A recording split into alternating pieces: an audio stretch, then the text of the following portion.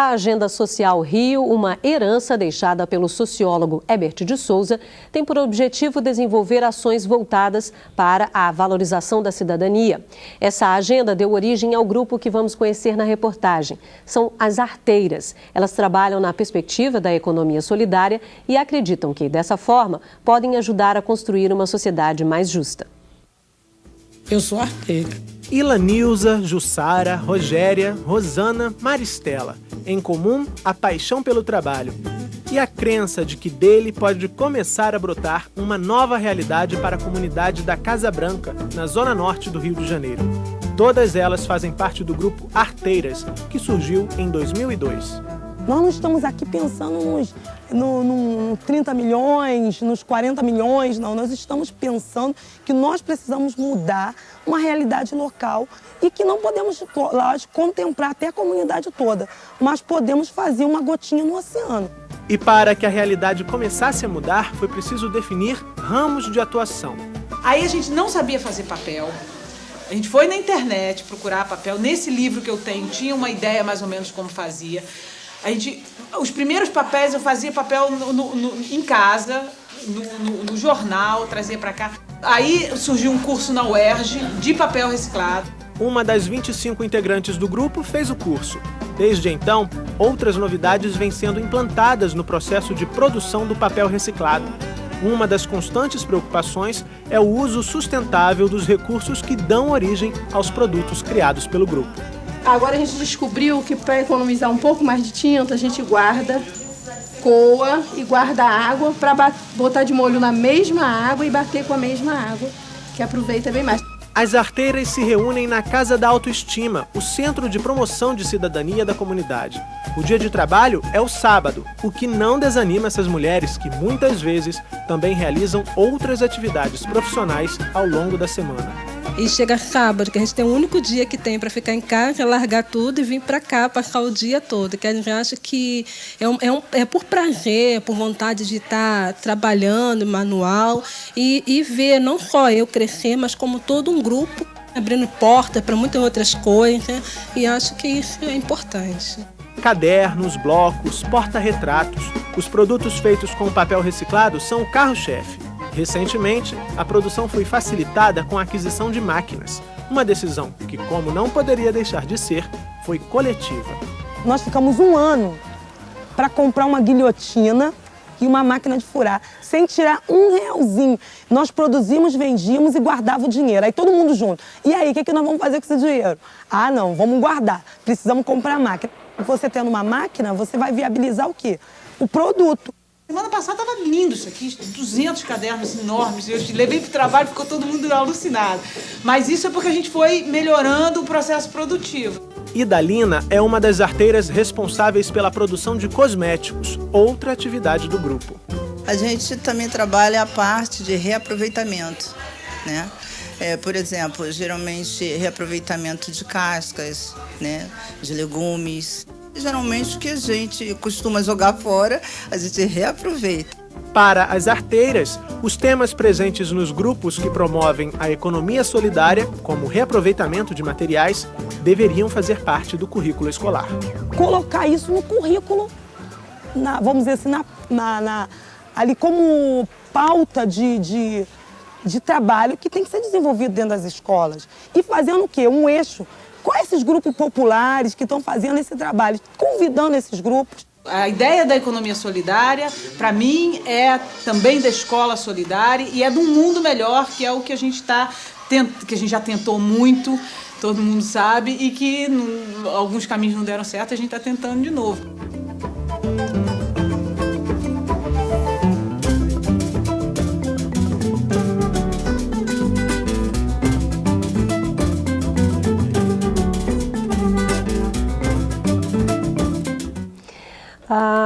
Professor Barreto, é óbvio, é inegável a mudança na realidade dessas pessoas que participam de um processo como esse. Agora, embora isso aconteça, por um outro lado, muitas vezes esse produto, até chegar no consumidor final, ele passa por vou chamar de atravessador aqui, que muitas vezes pode ser alguém do capital, uma grande empresa, uma grande boutique ali, uma grande livraria que compra aquele trabalho ali. E muitas vezes esse produto chega com um valor bem mais alto do que o produto que foi vendido por elas.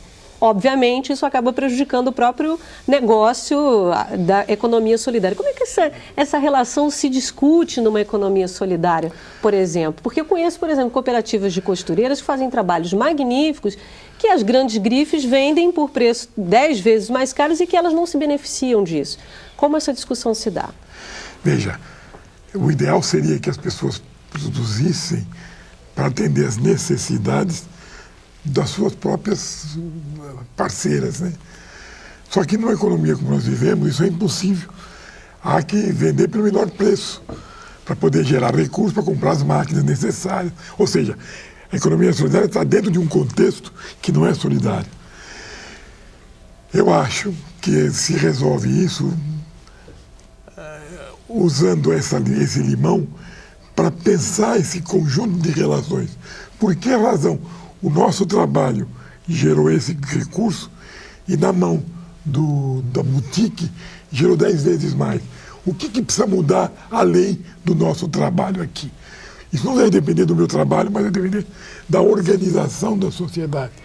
Ou seja, não dá para pensar só em mudar o meu ambiente de trabalho. Nós precisamos construir uma nova sociedade. Eu gostaria de salientar também uma coisa interessante. Não sei se perceberam a alegria e entusiasmo das arteiras. Elas falavam com vaidade, com orgulho do que tinham feito. Isso não se consegue quando a gente faz o sacrifício de trabalhar para no final do mês ganhar algum dinheiro para comprar alguma coisa.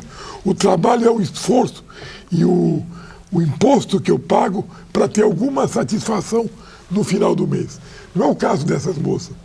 Elas usam o sábado, é uma distração, elas percebendo o trabalho não só como uma forma de gerar recursos, mas como uma forma de crescimento, de aprender, de ser mais. Esse é o objetivo que a gente tem com a educação, com a economia solidária. Posso fazer mais um comentário? É muito interessante porque ela diz primeiro, que a economia solidária, ela, ao contrário do capitalismo, ela é uma economia que não pode gerar mais desperdício. Ela tenta ocupar todos os espaços da produção, ela quer ocupar esses espaços e não gerar desperdício. E segundo, é essa alegria do trabalho, não é? Quer dizer, elas trabalham em conjunto, resolvem os problemas. Não sei se vocês perceberam, quer dizer, elas discutem como é que eu vou resolver isso, como é que eu vou fazer com que esse produto saia melhor, mais barato, mais, não é, bem realizado. Isso é a característica básica da economia solidária, essa discussão coletiva no grupo. Isso é que gera novas pessoas. Não é? Porque há um aprendizado nessa convivência, nessa vivência. É isso aí. E não só um aprendizado, elas aprendem várias coisas. Elas aprendem, como a outra mostrou, elas aprendem até o que deveria ser ensinado na escola. Veja que salto elas estão dando, não é o salto para o futuro, elas estão dando um salto para o futuro, não é? Tá certo. A Osilda, do Tocantins, vai fazer a pergunta agora. Oi, Osilda. Oi, Bárbara. Boa noite. Especialistas cursistas de todo o Brasil. Sou Zilda Verônica Garcia, orientadora de aprendizagem do Teleposto Professor João Alves Batista, Araguaína, Tocantins. A pergunta é da cursista Ângela, acadêmica de pedagogia. Se nos remetermos a uma visão histórica do trabalho, desde a antiguidade até os dias atuais, veremos que o mesmo sempre se apresentou pontuado de situações conflitantes de interdependência entre patrões e empregados. Pergunto, se a função da economia solidária é de articular uma política coletiva dos meios de produção, como ficaria a sociedade capitalista sem aqueles que vendem sua força de trabalho? Boa noite e obrigada. Muito obrigada, Osilda, pela sua participação no programa de hoje. Helena. Bom, como ficaria a sociedade capitalista, de acordo com, a partir da economia solidária, ela deixaria de ser capitalista. Quer dizer, o momento que a gente vive agora, e que até você também colocou na sua pergunta anterior, né? as pessoas estão começando a produzir de forma coletiva, de forma cooperativa, mas isso ainda tem que crescer, tem que atingir as distribuidoras, tem que atingir as lojas que vendem diretamente ao consumidor. Já existe isso em alguma medida no Brasil, mas precisa crescer muito mais. E à medida que isso cresce, isso vai transformando a própria economia, a própria sociedade capitalista em todos os seus aspectos. Então é uma transformação que vai acontecendo no dia a dia, não é de um momento para o outro e não é uma ruptura. A gente está na reta final do programa, Helena. Eu gostaria de ouvir as suas considerações finais sobre o que discutimos aqui hoje. Olha, eu gostaria de deixar só uma mensagem para os professores que é possível fazer isso em sala de aula. Acho que do que a gente viu hoje aqui, tem alguns exemplos da forma nova de tratar o conhecimento, de tratar o aluno, de se comportar na escola enquanto trabalhador também, aquele que quer participar das decisões, não simplesmente obedece o que o diretor manda. Ou seja, é possível o professor praticar isso já, com os recursos que a escola pública tem no Brasil, em qualquer situação, em qualquer contexto. A gente ainda tem um tempinho, Helena. Falamos aqui ao longo do programa basicamente de educação básica, mas também a nosso foco, a nossa discussão é a educação de jovens e adultos. Você ressaltou aí o aluno trabalhador, aquele que já tem uma vivência nesse próprio ambiente capitalista, como se dá essa discussão também nesse ambiente da educação de jovens e adultos. Mais significativo ainda, quer dizer, o jovem adulto ele já está no mundo do trabalho e ele já tem capacidade de formar uma cooperativa ou de se organizar da forma como ele conseguir, e a escola deve auxiliá-lo para isso, de forma cooperada, de forma solidária, né, de questionar o mundo do trabalho e de produzir alguma coisa diferente. Então, na educação de jovens e adultos é ainda mais significativo que a escola se transforme numa escola solidária, porque se na escola o adulto que é aluno, não participa de nenhuma decisão, inclusive sobre o que ele quer, que ele vai aprender, dificilmente ele conseguirá fazer isso no mundo do trabalho. Obrigada. Professor Barreto? Eu lembraria que Paulo Freire que colocou muito bem que se você faz educação para manter ou para transformar, normalmente a experiência da escola é de permanência, de manutenção. A proposta é que se faça uma educação efetivamente de mudança. É lógico que é meio assustador quando se propõe uma sociedade absolutamente injusta. Isso assusta alguns, mas isso é plenamente possível, porque, como dizia Paulo Freire também, a história é construída pelos homens. Se nós construímos o capitalismo, nós, seres humanos, também podemos construir a superação do capitalismo. Portanto, a professor que estiver nos vendo, não se assuste com o tamanho da tarefa. Primeiro, porque ela é possível. Segundo, porque vocês não estão sozinhos fazendo isso. Em todos os rincões do país, tem gente experimentando e tentando construir uma nova sociedade. Obrigada. Obrigada, professor. Professora Silvia. Bom, eu gostaria então eles já falaram bastante de educação, eu gostaria de convidar as universidades todas do país.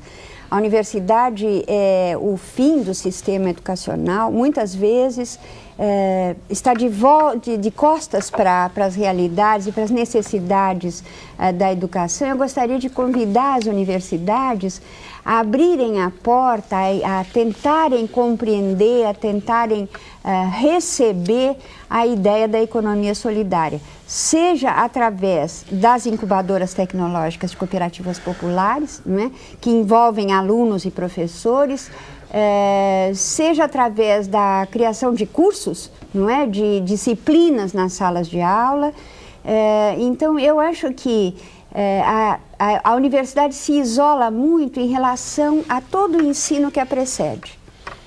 E se isola também em relação a toda a ação que vai decorrer da ação dela quando os alunos saem da universidade. Eu gostaria que que a universidade fosse um momento, mas que não fosse um momento isolado no tempo de formação dos alunos e na responsabilidade que eles têm em relação ao conjunto da sociedade que não teve a sorte de chegar até a universidade. E há a possibilidade também de um intercâmbio entre a universidade e as próprias escolas, de educação básica, educação de jovens e adultos? Com certeza, com certeza. Discutir, essa é uma das questão. grandes discussões de por que a universidade se isola de um ensino que a precede, não é? Tá certo. Então... Obrigada, professora Silvia. Bom, chegamos ao final de mais um Salto para o Futuro. Eu agradeço as presenças da Helena Singer, diretora do Instituto Lumiar, do José Carlos Barreto, presidente do Vereda, Centro de Estudos em Educação, e da Silvia Lezer de Mello, professora da USP. No programa de amanhã, vamos falar sobre a educação de jovens e adultos integrada à qualificação profissional. Até lá!